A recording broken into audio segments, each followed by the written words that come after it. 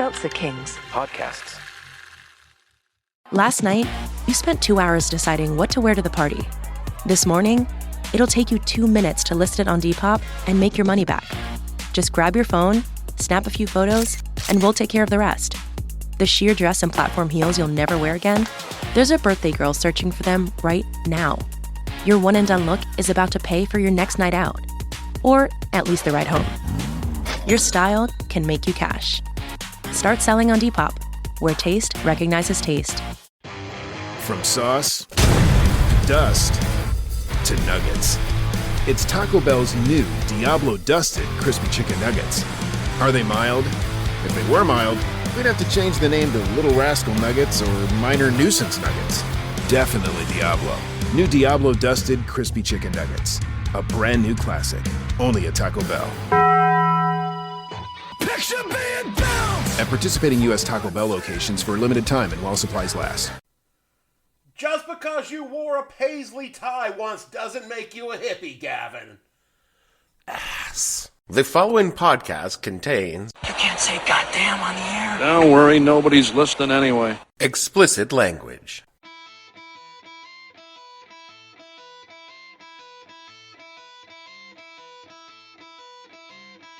Hello and welcome to the podcast that asks a simple question. When tuning in, turning on, and dropping out did not include you not taking your allowance from mom and dad, what the hell were you thinking? I'm your host, Dave Bledsoe, and this is episode number 523, If You're Going to San Francisco edition of the show, where we talk about the iconic image of the 1960s counterculture, the hippies. Stay tuned.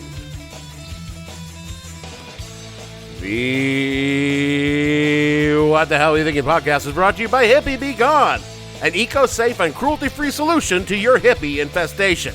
Face it, even the nicest town can have hippies because hippies are migratory. No one knows where they come from, but one night you go to bed and the next morning you wake up and you find them in public parks fornicating. That's where Hippie Be Gone comes in. Our team not only sprays a hippie with clean, soapy water, but they also apply a broad-spectrum hippie repellent by you playing Pat Boone songs on repeat. Before you know it, your town will be clean and hippie-free with Hippie Be Gone. To try to make sense of the 60s, you have to listen to what he was telling America in 1968. You know, America is so obsessed with bad breath and with underarm deodorant. These are the biggest problems in the world. If you watch television at prime times, advertising is not concerned about poverty, not concerned about race oppression, not concerned about the police, but the biggest problem is your hair groomed, and what's it like under your arms, and do you have bad breath? And this is the American obsession. And so I think that a generation of kids which says, we don't care about your concepts of cleanliness is a revolutionary generation. Somewhere right around, I guess my 16th birthday, I was informed that I would need to find a new place to live. My parents came to me saying, "We want to let you know we're sick of your shit." Well, that wasn't exactly what they said, but kind of. You see, kids back in the 80s, there was no expectations that our parents would take care of us after we turned 18. They expected us to grow up and get the fuck out because the gravy train is fucking over. Or at least that was the case in my situation. This wasn't a shock to me. I'd been aware of this hard out for some years. However, being sort of a lazy bastard that I was, I'd not exactly given much thought to what I would do when the parental tit finally went dry. This was before, of course. Or just like selling pictures of my feet or something. So I had to come up with a viable plan. Living in a shithole town in southwestern Idaho, it should come as no surprise there were limited options. The town I lived in offered part-time jobs at the Taco John, seasonal work at the potato fields, or pumping gas at the truck stop. None of these appealed to me. College wasn't in the cards, not because I wasn't capable, but rather I was very lazy and had not even taken the entrance exam. I mean, I was going to, but the night before the test, I sort of, You got drunk. Yeah, and then lied about why I missed it by cleverly telling my parents that I'd forgot and overslept. They believed it because they never believed I was going to college in the first place, which left me with one final option, joining the military. I was adamantly against this. I huffed and complained. I even proudly pulled out this song that I had just discovered, and I played it for them because it summed up my situation perfectly.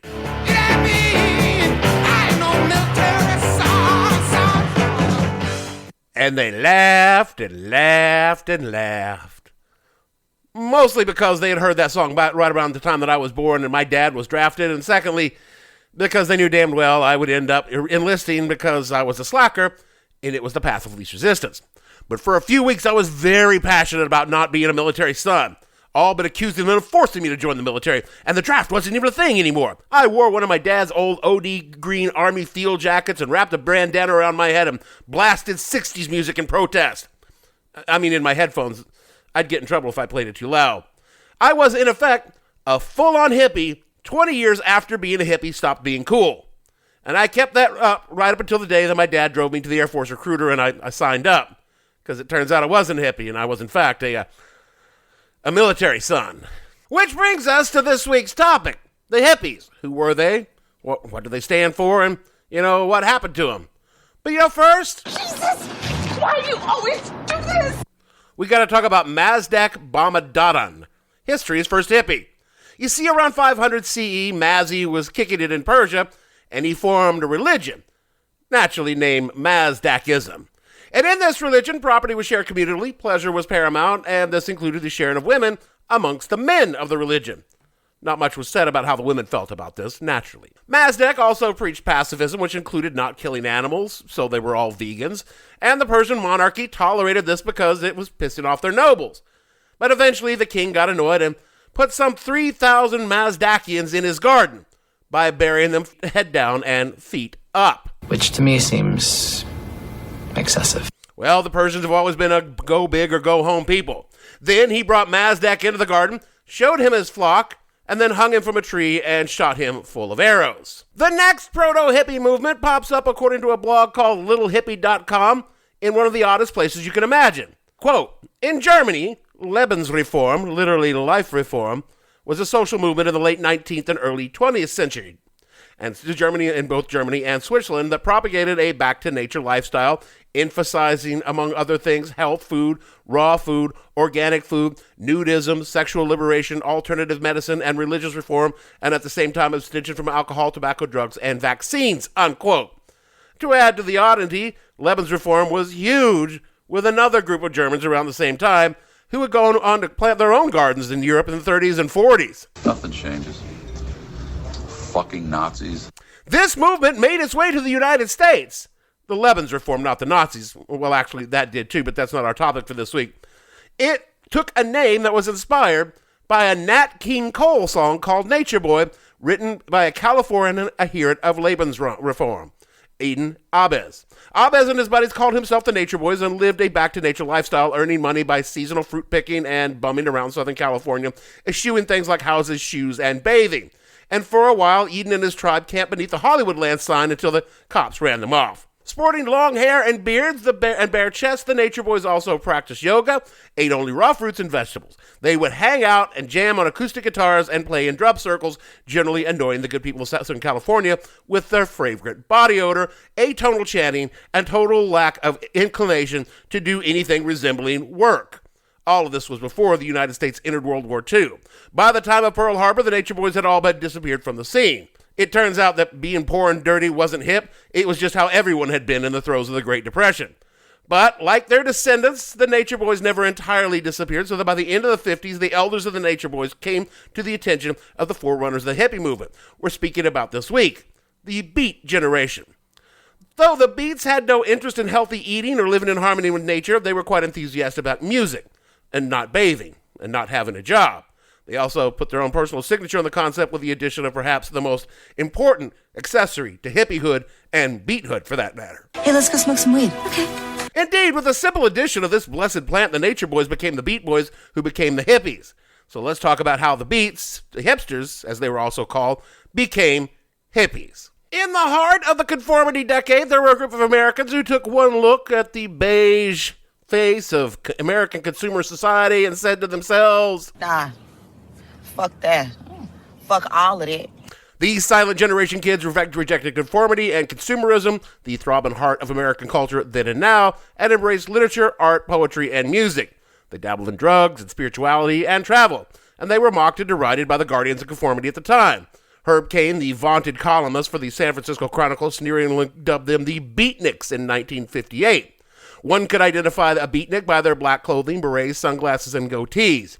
They spoke in their own argot, using hip slang, incorporating words like cool and dig and groovy and square. They were often found in their native habitats of coffee houses, bookstores, bars, and clubs where they would listen to jazz, snap their fingers approvingly, read poetry, discuss philosophy, and engage in political activism. Names like Allen Ginsberg, William S. Burroughs, and Neil Cassidy were icons of the beat generations, and I fucking love beatniks, and I absolutely want to be one. Of course you do. The reason I mention the beats is because they were the progenitors of what would become to be called a hippie. The term hippie comes from another pejorative term for the beats, hipster. Now, to modern ears, hipster implies a certain affluent middle-class trend of the 2010s, which had nothing to do with beats or hippies, and it always infuriated me that they were called this. But a hippie is neither a beat nor a modern hipster. A hippie was very much their own thing. Beginning in the mid-1960s, with the counterculture blossoming around the world, a subset of American youths began searching for new and exciting ways to piss off their parents. Being middle-class white kids, they naturally did not develop their own culture. They began looting other cultures for bits and pieces to incorporate it into their rebellion. So, they borrowed the music of the psychedelics, the cultural disaffection of the beats, the sexual mores of hedonists, and the hygiene practices of the homeless, and called that being a hippie. In the mid-1960s, students of San Francisco State College began to embrace the music and time and place. You know, the kind of stuff we talked about last episode. As they were already living communally in big Victorian apartment houses, common in San Francisco at the time, that centered around the Haight-Ashbury neighborhood, they were embracing the communal lifestyle. A group of activists / performance artists calling themselves the Diggers established a few stores where they gave away their art, provided free food, and most importantly, free drugs to anyone who asked. The Diggers considered themselves anarchists, but this was more of an artistic statement than a political ideology. It wouldn't be long until it did become political. Fundamentally, the ethos of hippies, at least it's an ethos, was peace and nonviolence, environmentalism, anti-materialism, personal freedom, communal living, spirituality, expanded consciousness, and, oh, yes, sexual liberation. Now, all of this sounds great on its face. Who could find fault with a group of peaceful people loving the planet, embracing freedom, and sharing what they have with one another? Republican, Democrat, Independent. Yeah, pretty much everyone over the age of 30 fucking loathed hippies and everything they stood for. Americans were still caught up in the ideas of the 50s. God, country, family, job. Communism was an existential threat to all of that, and frankly, these hippies just reeked of communism. And also B.O. Because bathing was somehow bourgeoisie, I guess. What's worse in the eyes of America, this California thing was infecting good God-fearing kids all over the country. In 1967, the Human Be-In, B-E-I-N, was a massive hippie celebration in San Francisco's Golden Gate Park that was part protest, part concert, part communal drug-fueled fuckfest. That sounds awesome. The event began as a protest against California's new law making LSD illegal, which had the inverse effect of making LSD more popular than ever. It was here that Timothy Leary first advised the youth of America to tune in, turn on, and drop out. Beat poets like Ginsberg and Ferlinghetti handed over the keys of the counterculture from the beatniks to the hippies. Bands like Jefferson Airplane, Grateful Dead, Big Brother, the Holding Company, Quicksilver Messenger Service, and Blue Cheer Jam. There was free food that was distributed to anyone who asked. The national media covered the event extensively because it scared the shit out of middle-class white people and was thus good for ratings. Months later, the event was repeated in Manhattan's Central Park for 10,000 hippies tripping and fucking all over the sheep meadow, drawing even more press coverage, and soon the kids in the flyover were adopting the styles and the behaviors of the hippies they saw those days on television. I mentioned the columnist Herb Caen, who was earlier, and he was no fan of hippies like he was no fan of the beatniks. But still, Herb did the work, and he went down to the masses to see what they were all about, and he wrote about it in the San Francisco Chronicle. Quote, "In the interest of research, I put on my 8-button, double-breasted Brioni jacket, tight pants, and my fruit boots, and went to the drugstore in Haight Street, looking more odd than mod. A young dude approached me, and he asked, 'Are you new on the scene?' Examining my duds, he inquired, 'You from the fuzz?' 'No, man,' I replied. 'I'm a journalist from the Overground Press seeking truth.' He grunted. 'I want to know,' I continue, 'why you came to San Francisco.' 'Because this is where it's all happening, man.' 'What is?' I asked. 'Everything, you know, the whole scene.' Well, I ventured, would you say you came to San Francisco to protest the sterility of the middle-class morality and the Puritan ethic that has been so inimical to the mental well-being of the mid-1960s America? And if so, do you feel that total alienation is a viable stance vis-a-vis the military-industrial continuism? He looked at me for the first time, and he said, "Are you crazy? Man, I came out here like everybody else to get a girl and get high," unquote. Pod friends, kids from all over the country were coming to San Francisco, and they wore some flowers in their hair. At the height of the Summer of Love, an estimated 100,000 people from across the nation made their way west, largely on their thumb. If you don't have a psychedelic VW microbus or other automotive convenience, you just stuck out your thumb and hitched a ride. See episode number 451 for details. That's a plug. They came with what they had, expecting that when they arrived, their needs would be met, because that was the hippie ethos. The reality of this was, shall I say, somewhat lacking in that ethos, but I'll get to that shortly. College students, high school students, and just plain runaways poured into San Francisco, camping in Golden Gate Park, sleeping on the streets of Haight-Ashbury. A few lucky few found a flop in the communal space with other hippies, but mostly, they just lived on the streets. They depended on free food from groups like the Diggers and panhandled for the rest. About the only thing that was really free were the drugs and the sex, but again, that's not entirely what it seemed like either. Now, similar but smaller Summer of Love be-ins took place in New York City and Denver, and most major cities had some version of the happening, though rarely with the cachet and influence of the one in San Francisco. But it was enough to cause a full-on freakout in the squares and make the youth of America turn on. As a thought experiment, let's hit the road with a pair of ostensible hippies during the Summer of Love. Bob and Tom grew up together in a moderate-sized California city. They'd known each other all their lives because their dads were both senior engineers at the DuPont chemical plant working on various projects for the United States government. They were both solidly middle class, living in a suburban neighborhood where the only black or brown people were landscaping. Both were average students and played sports, but neither were standouts in either. But both would be attending an outstanding state university in the fall. A university that, despite being embarrassingly inexpensive by modern standards, would be paid for entirely by their parents.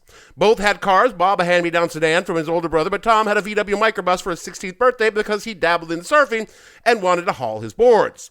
Both had serious, steady girlfriends who would be attending universities closer to their families, which suited Bob and Tom just fine. Despite being technically eligible for the draft, they both had deferments because they were enrolled in college. Not that they needed these deferments, as their fathers worked for DuPont and had connections with the local draft board, which ensured their names would never even be considered. Both boys loved the Beatles, but lately had been getting into this new sound coming down out of the Bay Area. Despite their father's disapproval, they were growing their hair longer and dressing in shabby chic so popular at the time. Tom had even taken to wearing a headband, but never where his dad was around. As they bummed around the beach wasted time, they began hearing about a happening up north. Talk around town was the youth, and the youth was all about how hip San Francisco was right now, how cool the scene was in the Haight, how cheap the weed was, which both of them dabbled in when their parents weren't around. And most of all, they heard about free love. The rumor was that the girls were putting out for anybody up there. Oh yeah, and something about peace, love, and community, but mostly it was about the weed and the women. Having nothing better to do and had a pocket full of cash from their grandparents for graduating high school, Bob and Tom piled into Tom's van and they hit the road for Frisco. When they arrived, they found the talk wasn't wrong. The weed was good, the acid was better, and the girls, yeah, man, the girls. They slept in the van, hung out with other hippies, grooved to music, and experienced it, man. They repeated the slogans about peace, mouthed the words about sharing, condemned the systems, but never quite understand what the system was. All they knew was that the times were good, and they were there for them. Then, when they got tired of living in the van, smelling like ass, and most of all, because they knew their dads wouldn't put up with his shit much longer, they got back in the van and drove home. This was the average Summer of Love for almost all the kids involved. The experience of minority and poor kids was a little different in 67 and 68, partially because so many of them were drafted, but mostly because hippie was a white middle-class thing. Poor kids had to go to work. Oh, and don't even bother to go looking for people of color at the Human Being. The only black guy at Woodstock was playing the national anthem on stage.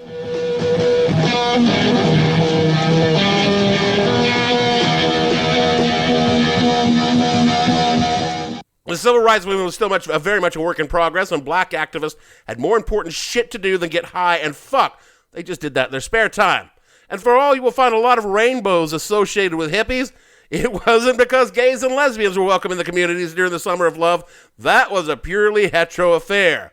That's one of the reasons that the gay folks had to have their own movement a few years later. Inclusion of gays and lesbians was because of Stonewall. They were not fucking welcome at Woodstock. By 1968, the hippie movement was synonymous, if not actually incorporated, with the greater youth movement.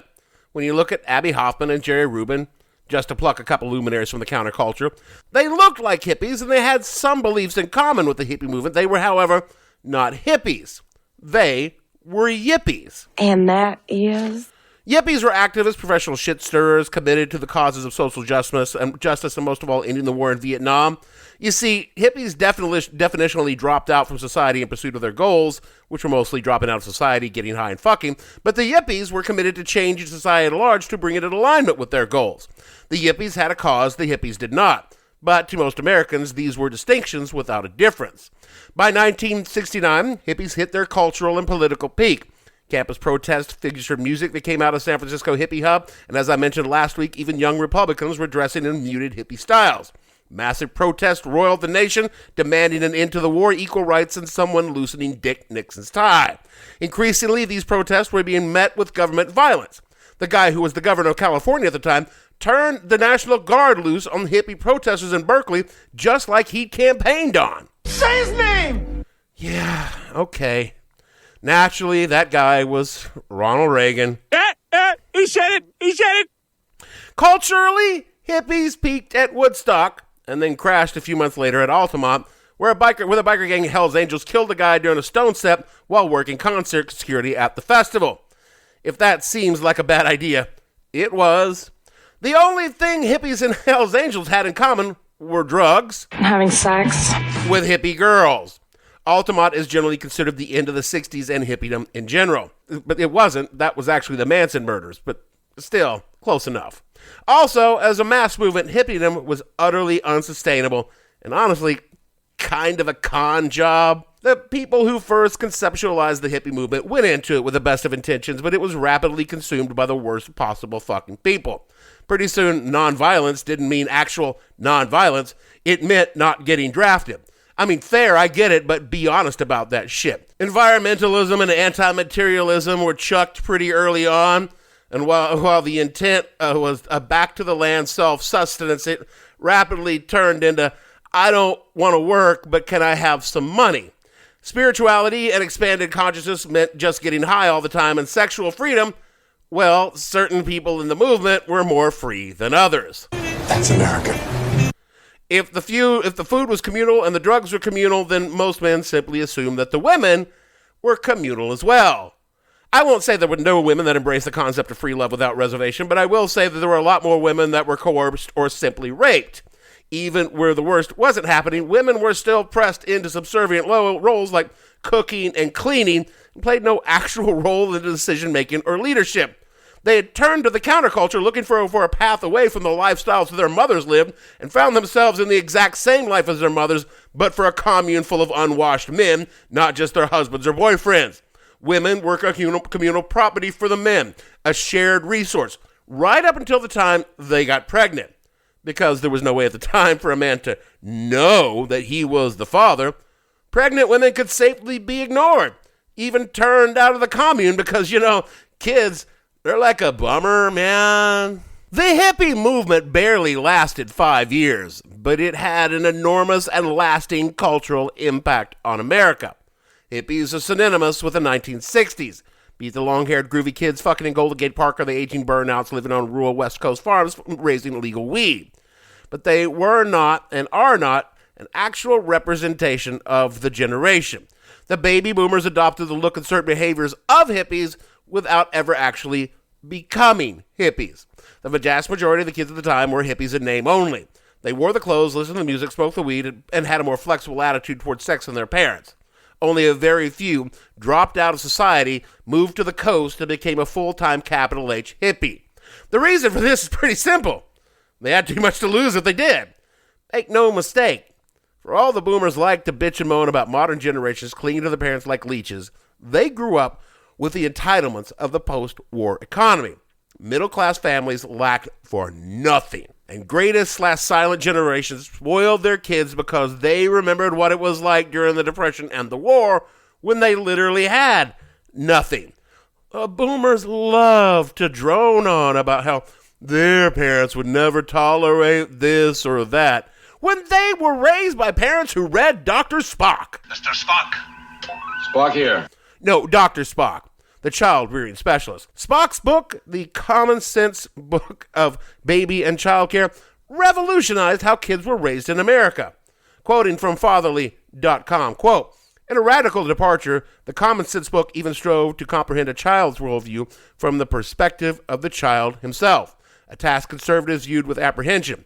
In the preface, Spock stated that his main purpose in writing the book was to help parents get along and understand what their children's drives are.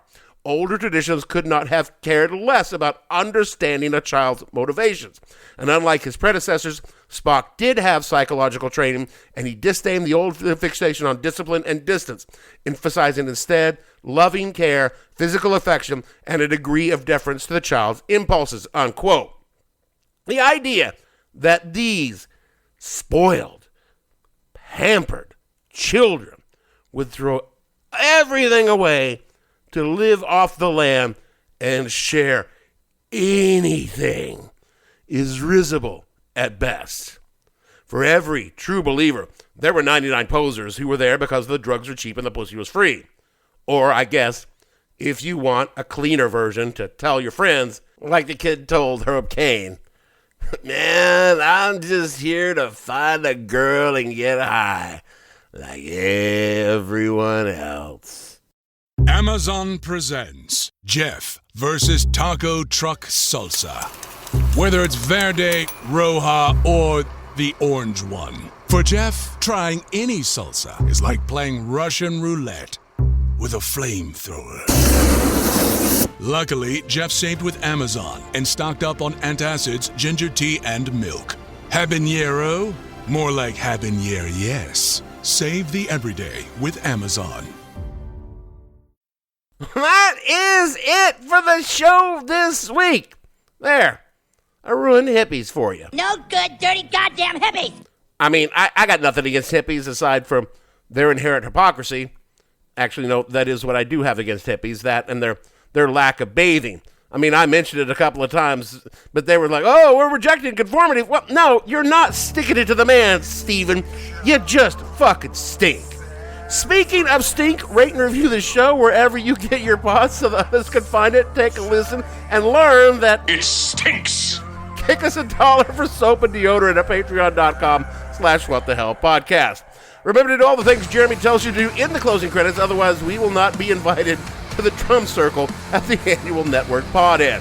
And so for me, Dave, Strange Vibration Bledsoe, producer. We had no hippies in England, they weren't allowed. Gavin, and all the fictional flower children on the show, we want to say that if you're going to San Francisco, yeah, man, don't even bother. You can't afford it. Just way too expensive. And we'll see you all in 2 weeks.